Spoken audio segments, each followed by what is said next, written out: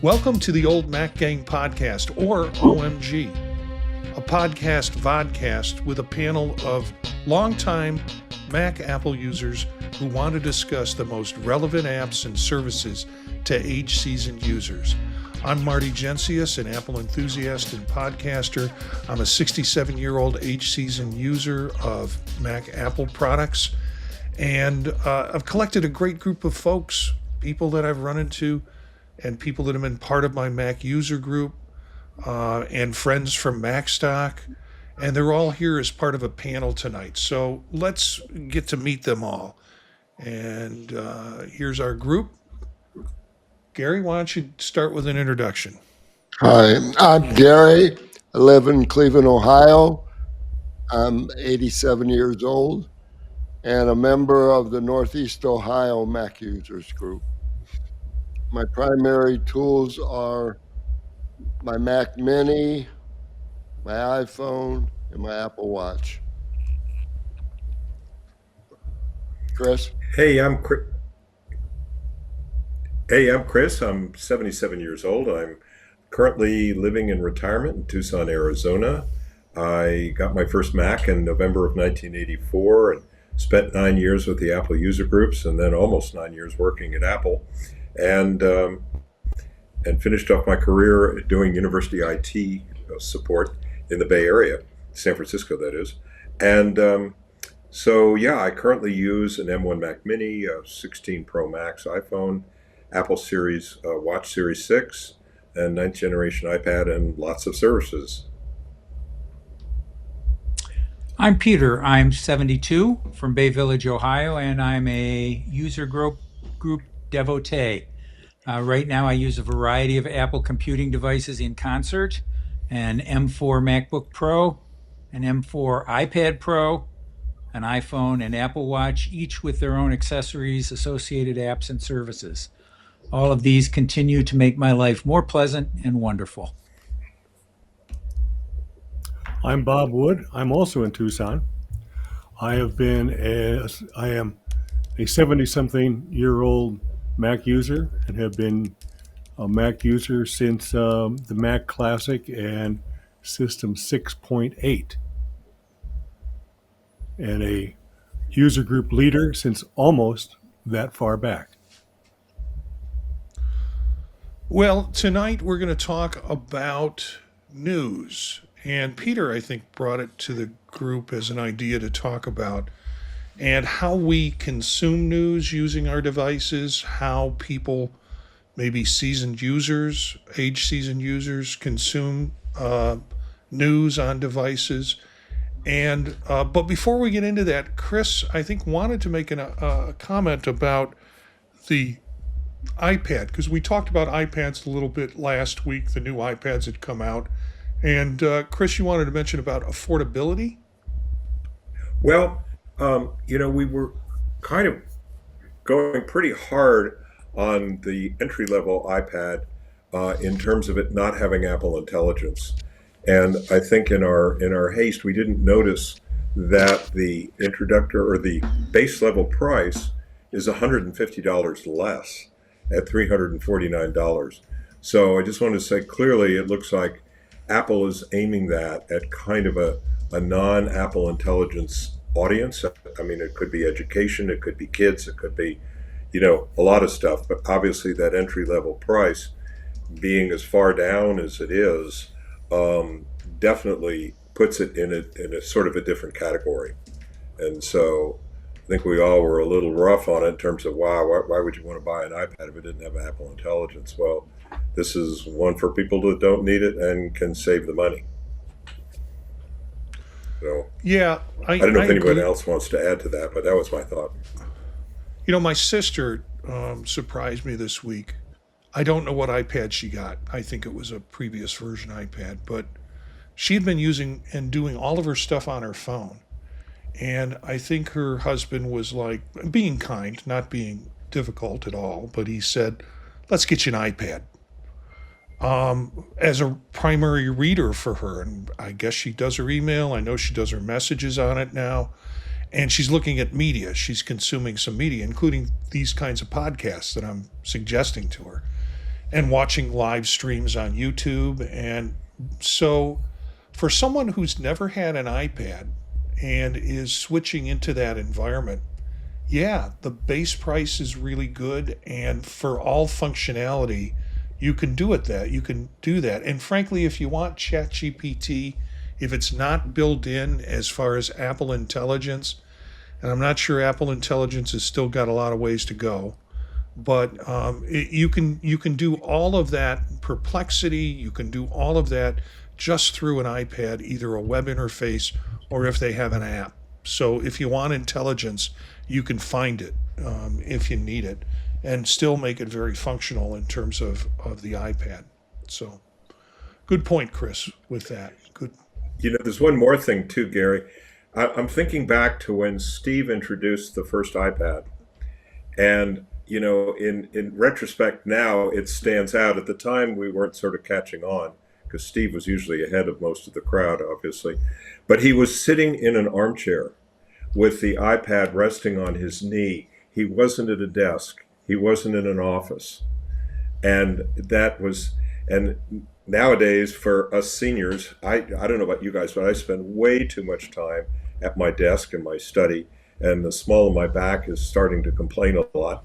And, I should, follow Steve's example and pick up an iPad to consume a lot of media instead of looking at it on the big screen, and sit out in the living room in an armchair or something and, give my posture a break in the process. But Yeah. that's where his thinking was originally. And that we may get lost with all the gear and stuff in the meantime. Well, we have a lot of links that will be in the podcast. Bob? One quick thing to wrap up the iPad discussion. I bought a new iPad Air in the second or third week of January. So therefore, they came out with a new iPad Air and now a new iPad. You're welcome. Yeah.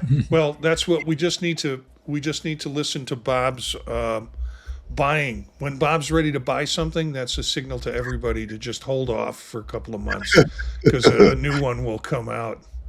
Yeah, you're a bad predictor of buying cycles for iPads.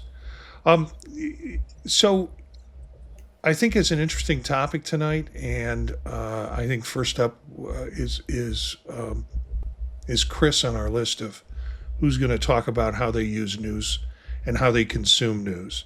Because when I think of consuming news, it's kind of I don't think of it; I just do it.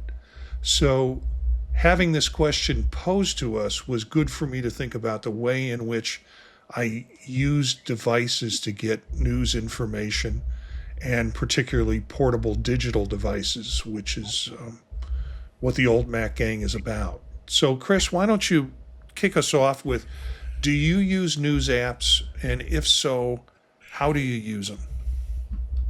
Well, I have to explain that, back in college and grad school days, I did a lot of studies on China and the Soviet Union. And then I had an opportunity to go to the Army Language School and learn Russian. And so I've always been internationally focused, and I naturally gravitate towards things like The Guardian and BBC and international coverage. And my other interest in the last few years has been in photography, especially during my retirement. And so I'm sort of focused on those two areas. And in terms of photography, I watch a lot of YouTubes. That's sort of become the TV for us, because when the digital thing happened with television, my wife and I decided that we weren't really watching it. So we just gave it away and never went to digital and just use our computers and the web ever since. I do tend to use Apple News a little bit, but I read a local version of the online paper. I get emailed newsletters, like I said, YouTube's New York Times, various podcasts, especially Public Radio International's The World, which I enjoy very much as a daily podcast. But in terms of Apple News, it's really improved a lot, and News Plus. But I'm not a big consumer of news aggregators. I sort of like to follow the stories I want to read, and they tend to come to me now through the various heuristics. So I'm not sure how helpful I'm being in all of this. Well, I think it's good that you've introduced a lot of possibilities. You also put it in your context. It's like who you are, where you came from, drives sort of how you consume information and news. And for listeners or viewers, that's another thing to think about is what is the information I'm consuming and what is my context with it? Because I've got a reason for using news aggregators that's different because of the context, and I'll get to that when I get to me. But Gary, I think you're up next in terms of how you are consuming news. Well, I agree with like what Chris is saying that I go to the news that interests me. When you buy a new Apple device, they give you 3 months of Apple News, which I tried, but it seemed to overwhelm me. And I really started getting my news from the New York Times and then the Washington Post. And then I've moved to uh, the Atlantic and the New Yorker. So that's kind of where, and other places, that I go looking for news that I'm interested in. So that's kind of and podcast and NPR. So that's really my source of news. And I too, like Chris, early on, I when I had a cable, I had Dish. And what I liked about Dish is I could record and watch it when I wanted to. I could start watching a sporting event half hour late, and then I could flip through the commercials and sometimes even the halftime. But I found too, Chris, like you and Sue did, that I wasn't watching it that much, so I just discontinued it and then used that money to buy other sources. And lastly, Marty, I know you're going to put them into show notes, but I went into the AP website, and that looks like another interesting source for me to check out. Well, yeah, something I found frustrating about Apple News this week, and I didn't know that it was going to be an issue for me. I looked at an article and I thought, oh yeah, and then I later in the day I was conversing with somebody and I thought this is the perfect article to send to you. And I went back to Apple News and could not find it. There's nothing searchable within that index. And so it was a little frustrating. Now, maybe there are ways for me to save those articles. I wasn't thinking about that at the time, but I'm used to kind of searchable news indexes. And that's not part of Apple News as it exists right now, or at least I couldn't find it. So, yeah, Apple News has made a lot of upgrades, has incorporated a lot of stuff. That's very cool, but still, I wish I could return to it like a newspaper that I read in the morning and get that article out of it that I read and give it to someone else. Peter. Yeah, well, I suggested the topic. I'm an avid reader and an avid news reader. And long before I spent too much money on Apple products, I spent too much money supporting the post office, bringing me newspapers and magazines, many of which I would read one columnist and then that would be it. But I do use Apple News. I use News Plus. Our family does the Apple One plan for the family. So News Plus is available with its vast realm of sources that really replaced me going over to Barnes and Noble or Borders when it existed to look at the magazine stand and just find new stuff. I found after using News Plus for I don't know, maybe 3 or 4 months, by thumbs upping things I liked, by thumbs downing things I didn't like, and if it became too annoying, just saying to a particular news source, "Don't show me this." Apple News shows me a good variety of news and magazines, and the breadth is amazing. I do listen to, 30 to 45 minutes of podcasts in the morning, and they're ones that have show notes that I can, push the articles that interest me into something I can read. Generally, Christian Science Monitor every day and Apple News Today, because they pull from a variety of sources and a couple other things. Like Chris, I like international news. And I pay way too much money to The Economist for a subscription, but their writing is unbelievable and it's unbelievably broad and gives you nice long perspectives from countries all around the world. And the one I haven't afforded yet is the Financial Times. They have a little app called FT Memo, which gives me 6 of their articles every day, which is plenty to not even think about the, I don't know what it is, $300 or $400 a year that it costs to subscribe to them. I always want a breadth of news, and I use apps to do that. I use Fiery Feed with Feedbin as a back end to aggregate some RSS feeds. One is for books, and another is for Apple News, and I look at those a couple times a week, and maybe a little less occasionally ones I have for math and film and music. And in every case when I'm doing things, I'm always looking for things where I can push bookmarks into individual apps, because I do subscribe still to some things like the New York Times, like the Washington Post, and New York Review of Books, some things mainly to get access to the archives. But surprisingly, I found that by having a paper subscription to a lot of things, sometimes only for Saturday and Sunday, I then get access to everything online, the bookmarks online, the archives, and everything else. So that's what I do. All of the ways I consume news allow me to do automation that push the bookmarks into the individual apps and push the links into a notes archive. And thinking about what you said, Marty, about sharing, I can take a link from Apple Notes, pull it open in News, after I've saved it on my laptop, and then convert that link into a URL that anyone can access. And I've been trying to think about a way that I can automate that without even going over to my Mac.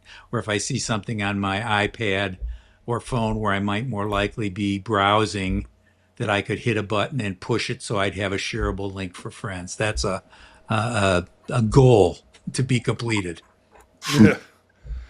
I don't know. That's a problem to be solved somewhere, and there's probably a solution out there. I use a platform called Workana for developing show notes, and it could be, and I push all of my links to Workana for shows. And then I have a tab that has all of those links in it, and that's shareable because I share it with folks. So that could be one solution. There might be better solutions than that, but that's the one that comes to mind. Bob, If when you see a link that you might want to share, if you push it into notes, it'll push the description and the link, and you can always find it. Apple's search is terrible, I think, in almost everything. Yeah, but if you go ahead. No, I was going to say I agree with you, Peter. That notes is kind of an in between for me. If I'm on my device, I'm on my phone rather, and I'm looking at stuff. I don't necessarily want to push it into Workana, although Workana does have an app.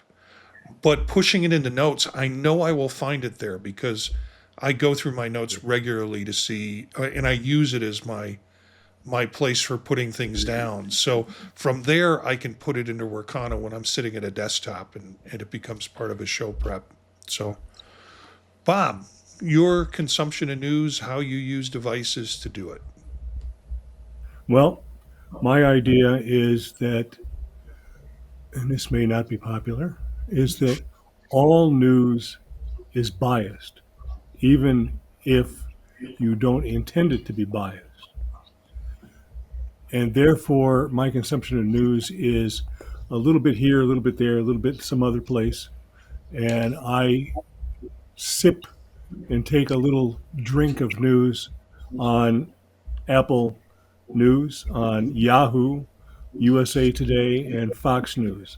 I feel with that broad of a um, palette of news feeds that I get a little bit of everything, and maybe at that point I'm kind of getting a balance. So I guess I get an opportunity to talk about my news consumption, and my news consumption is a little bit more deliberate and intentional. I still get a local newspaper. Well, I used to get a local newspaper. My local newspaper got delivered through the winter and in little plastic bags, and by the time we'd get it at the end of the driveway, it would be wet inside a little plastic bag. The other issue that we're dealing with is a couple of things happened with the local newspaper. It got bought out by USA Today, so it's part of that network. So we're getting some local news and some Mac paper news, or whatever you want to call it, Mic news, or the kind of chewed up infotainment more so than actual news. The third thing that affected that is my wife's macular degeneration. So she has a hard time reading a newspaper. And so what we found as a solution was our local newspaper also comes out in a digital version. Now, a digital version she can put on the iPad and increase the font size for her to be able to read, although, she has some issues with her eyes. So that was a good compromise. We still kind of want to get the local news, and, we'll suffer with all the stuff that USA Today throws in there, but it is a source for what's going on in the community. It still remains that. There's also some online papers that have come up that I think in our county, we have one, or in our region of Northeast Ohio, we have one called the Portager, and I'm in Portage County. And it is a online paper that is really focused on what events are going on in our county. They don't cover national events. And it comes out 3 times a week, and it's free, but we pay for it because we want to support people doing that. And it's gotten better and better. And it almost to the point where we can get most of what we get in our local printed paper using and reading the Portager. But even more so when they talk about community meetings that are coming up here and things like that. We don't generally get that in our local paper. So I got to start with local newspapers. My family grew up reading them. I'm sure everybody's family did to some degree, and we've always both been investors in local newspapers. But now we've got to go the digital route because of our needs in terms of our vision and issues with vision. I use the Apple News app. That is, when I get up in the morning, that's the first thing I open up and scroll through it.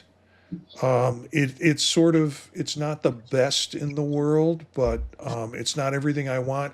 And I haven't quite figured out how to curate it like Peter has. I think I looked at one People magazine article, and now all I'm getting are People magazine articles. And it's frustrating that way because, yeah, occasionally I want to read that, but I don't want it to consume my feed. And I forget there's another source that seems to have overtaken my feed. So I'm having a hard time curating it. I do have the One Plus, so it becomes part of a subscription that I have for all of those. Because I'm involved in podcasting, and this podcast is a bit of an example of it, but also other podcasts that are basically, this is the weekly news related to Apple Vision Pro. I use a lot of news readers and aggregators. I know Chris, don't want to have to filter through all of that. For me, every week when I prepare for the Monday night show that we do on Vision Pro, I have to search for news stories and RSS aggregators and we'll mention a few of those. NetNewsWire is one of those. Fiery Feeds, Peter already mentioned. He turned me on to it. There's also Feedly, which was what I use to populate basically my Fiery Feeds. But once you get all those in and you make selections on it, I can do a search and search for certain keywords, and it's not perfect, but it generally pulls out every article in the last week that I can scroll through and get current articles for the show that I'm going to do tonight. So, for example, Vision Profiles, if I put Vision Pro in as a search feed, I will get articles about someone had a vision on how they should do this, and I have to filter through some of that and get better at that. But it's my major it's my major way of getting news on these areas. And I'll go to some of the online, like Macworld and Apple Insider and those sort of sources. But generally, those are already in my news feed. So I'm seeing, if I go to the website and look at their recent articles, I'm seeing the same thing that's in my news feed or my aggregators. I also use Reddit, which, okay, it feels like a more sophisticated Facebook of news. So, how trustworthy is it on there? But generally, the folks who are posting news, and you can just pull down and get a page that's current news or things that have been recent. The folks that are posting news through Reddit are linking them back to sources. So, a lot of Guardian articles on there, by the way. But there are other sources that you can find. So sometimes it's people just expressing opinions around news, and sometimes it's like, hey, look at this article, let's talk about this. And so that has become a source for me for news. And then there's a whole end of that's entertainment. There are, dad jokes subreddits. There's all sorts of other subreddits you can get into. But the news tab is a good source to start with. Sometimes it has a lot of news that I could care less about, like somebody just signed a baseball contract, and that gets in the feed. But you just keep scrolling and you'll find more posts in that. So those are my sources. I really particularly need to find ways to get current information on tech and Mac tech for the shows that I'm involved in and the shows that I do and the shows that I'm on. So that's probably 70% of my consumption is around tech information. So what I'd like to do is show a few of the sites. We can talk about them and then come back for any general discussions that we have about using news. So this is, of course, Apple News Plus. They have added some things recently, like they've added a whole section on recipes. And I'm a bit of a foodie, so I enjoy looking at recipes and then sending those articles out. It's interesting because they draw the recipes from magazines that they have in Apple Plus. So they're using their other sources and tying it into Apple News. It feels a little bit more of a comprehensive paper. I see this with the New York Times, and I have a subscription to the Times and the Post, and I see that they have these, particularly the Times, have these sections that are like entertainment or food, and they even have separate apps for those different things if you want to get into them. But that's what Apple, I think, is trying to do by pulling in this other content as part of their news feed, and they're drawing it from the magazines that are part of their News Plus magazine system.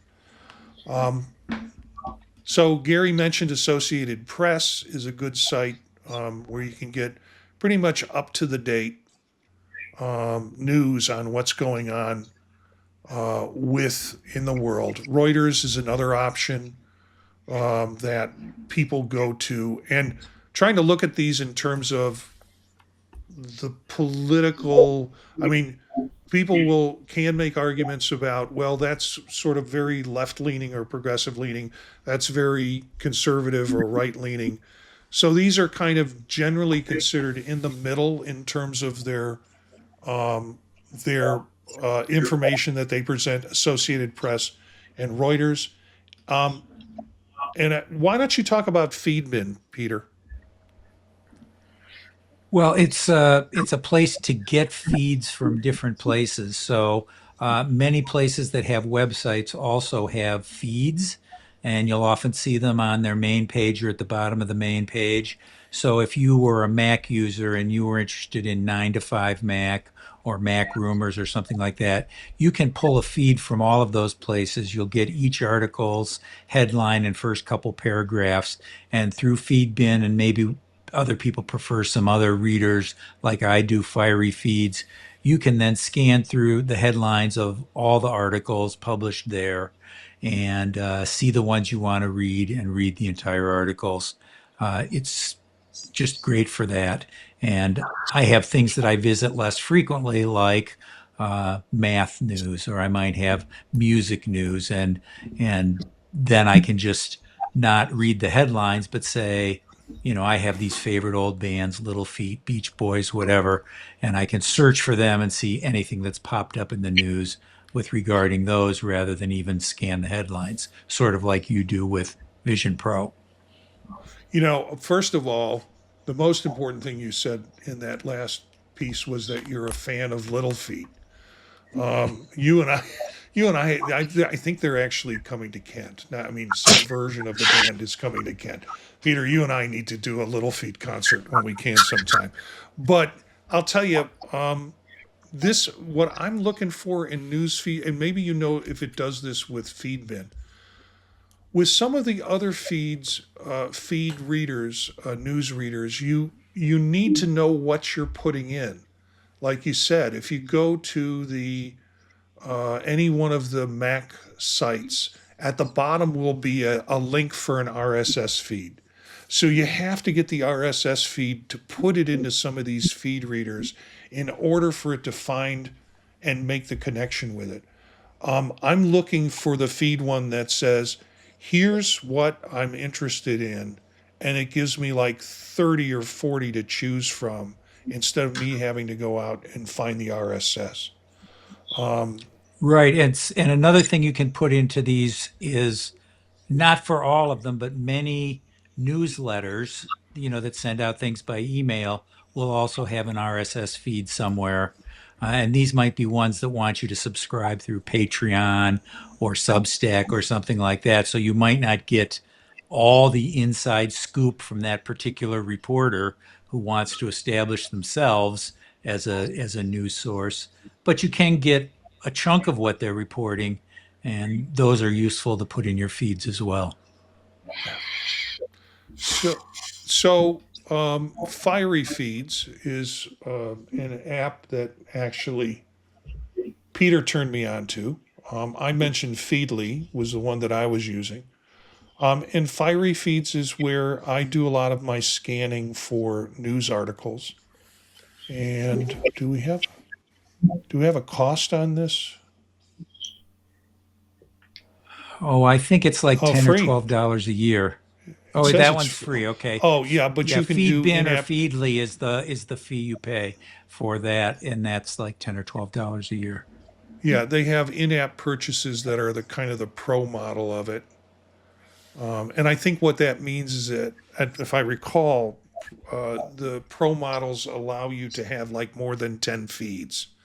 And if you're doing some serious news structure, then that is next. I put in NetNewsWire only because it's probably the longest standing one that I'm aware of. And it's a good app, and it's a good reader.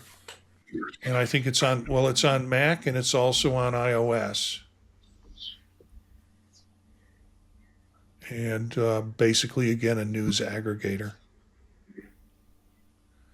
And I bet think it's all the ones we've mentioned sync between devices. So if I read an article and do right. something with it on my phone, it's not going to hit me again on my iPad or desktop.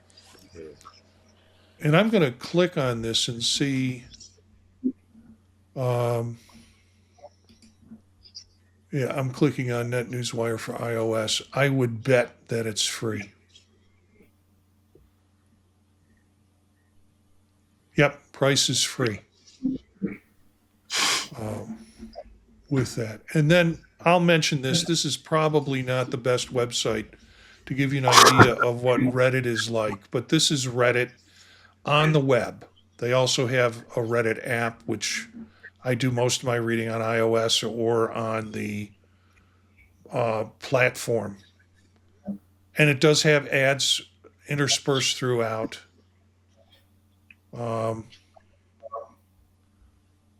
But this is what I think is probably their latest feed. That's probably what's in here or popular.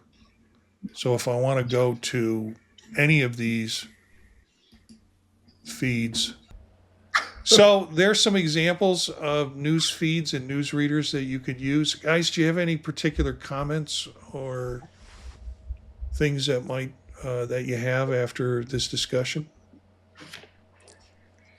All I there's like one to thing say is, that. go ahead, Chris. Go ahead, Gary. Well, I just meant about using Reader and using Safari. That eliminates all the distractions of the article.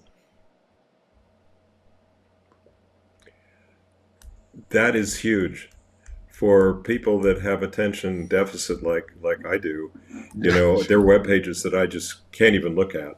And the Reader is my friend. And it also has Summarize, which on long articles is really a godsend. But the point I was going to make earlier is the aggregators can really flood you with information. And, I tend to look at a new aggregator and say, oh, here's 20 things I'm interested in, when I probably only have time to read 5. So, woe to the user on that in terms of what you select. The other thing is there's a lot of what we call clickbait out there. And it's been a bit of a challenge to differentiate those YouTubers that are really just wanting you to click on their sites so they get credit for their advertising, and YouTubes that are going to really give you some new and interesting and useful information. And so that's something we've just all got to do. And some of the schools now are actually teaching courses around the middle school level in terms of how to pick and choose what you're reading on the internet, and understanding what's real, what could be fake news, and all of this kind of stuff. Yeah, the thing with news aggregators, as you'd said, it can overwhelm you. In my field, counseling, as an academic, I started using news feeders because journals would publish their table of contents in an RSS feed. So what I would do is create a folder that's my counseling folder. And in that, I would put all of the RSS feeds for my field. Not that I have anything against going to the library, but what it does is it's like I can go through all of those table of contents and new ones as they come out with new editions of the journal and go, yep, I want that article. And frankly, if you clicked on the link, you'd probably get the abstract. You wouldn't get the whole article. But for me, it just allowed me to go through a series of journals that I might be interested in and page through the table of contents just to see this is an article I need to pull or need to get. So yeah, it's capable of just flooding you with information, but sometimes you look at the unread numbers of feeds that you've gotten and you just go, well, that's gone. I'm just going to mark them all as read and start from zero again, and move on with the posting, and see what else is there. But yeah, that was my introduction to RSS feeds. Besides doing podcasts, we used to have to write RSS feeds, but for use in terms of news readers, was to just simplify academic information for me and pull in survey information of what's out there and what's being published. Yeah, Peter. Yeah, the earliest example I know of the fire hose of too much is some people who complained back in the 1500s after the printing press was invented, saying there's just too many things, you can't read them all anymore. Anybody can just publish stuff. So this idea of being overwhelmed is longstanding. Walter Mossberg, who was one of the original national tech journalists, he wrote for the Wall Street Journal. He's now retired, but one of his main retirement projects is a thing called the News Literacy Project, and looking up their materials on the web. It's one place that a lot of teachers find things to use in the classroom to help people discern what is worth looking at and what's not, and how to sort of be judicious about what you choose to read as well. Yeah, media literacy with everything that's going on in terms of the amount of information that's coming out is a big topic in terms of training students to be more media literate and making decisions around source material and content. We just, I think in this show, I don't know, any other comments from the group in terms of use? Because we're coming up in an hour, I think, or close to an hour in our time. So if there are no more comments, we wanted to introduce to listeners sources and ways that you can find sources of information using your digital devices. And maybe it's giving you some ideas about, maybe I want to try this. Maybe I want to look at something in terms of a new way of looking at information. So I hope you enjoyed it. Look at our show links in the show notes, and it'll get you to some of the sources that we talked about tonight. And I'll think about it as I put the notes together tonight and maybe add in some stuff that we talked about that didn't quite make it in to the notes as links. So, yeah, Peter. I did think of one more thing. Some of the news sources that I like a lot, especially when my eyes start to get tired and even making the text bigger is trouble, have audio versions of nearly every article. So The Economist, The New Yorker, The Atlantic. There's a lot of places that have listening versions of lots of their articles, and particularly the longer ones. And make sure and wear your headphones so the whole household doesn't have to listen to it. Yeah, for those of us who have folks in the household and don't have that freedom of just listening to it out of every speaker in the house, it's a kind of way. All right, we'll need to talk sometime about topics for the next show and places we can go, but just want to make an announcement. MacStock 9 is here for 3 days, July 11th, 12th, and 13th in 2025. Early bird tickets are here. You can save $50 from the final version of the ticket. Just go to MacStockConferenceandExpo.com, and there'll be information in the show notes about if you're interested in booking a room for it. And it's a great experience. I know Bob will be there. I know Gary will be there. This will be Gary's first one, so we have to go gentle on him, Bob. And I was on a podcast, I think with my son or somebody, and we had the website up and we were paging through it, and they have the one shot on the MacStock conference site where you have the picture from the back of the room and all you see are like bald spots populated. So he said maybe they should do one from the front, just to make it look like it's just not Mac seasoned users who are there. But my son will be coming with me, and I think we're gonna do a presentation together, which will be fun to do, a father and son sort of thing. But that's coming July 11th, 12th, and 13th. Again, MacStock Expo and MacStock Conference and Expo I'll have the link in the show note to it so you can check it out. That's a wrap for this episode. Our next live episode will be on Wednesday, March 19th at 9 p.m. Eastern Standard Time through YouTube, where you can watch this crew on youtube.com/@oldmacgang. You can always pick up the podcast or video later if you miss the show live. Please share this with your friends, and also if you're in a Mac user group, this is a great podcast for folks in Mac user groups. Our music bed is from Philip Gross. It's called Marrakesh, courtesy of the Free Music Archive. More information about this podcast and others can be found at thepodtalk.net. Thanks to the group, Gary, Chris, Peter, and Bob. I'm Marty Gensius, and thank you for being part of the Old Mac Gang. We'll see you next time.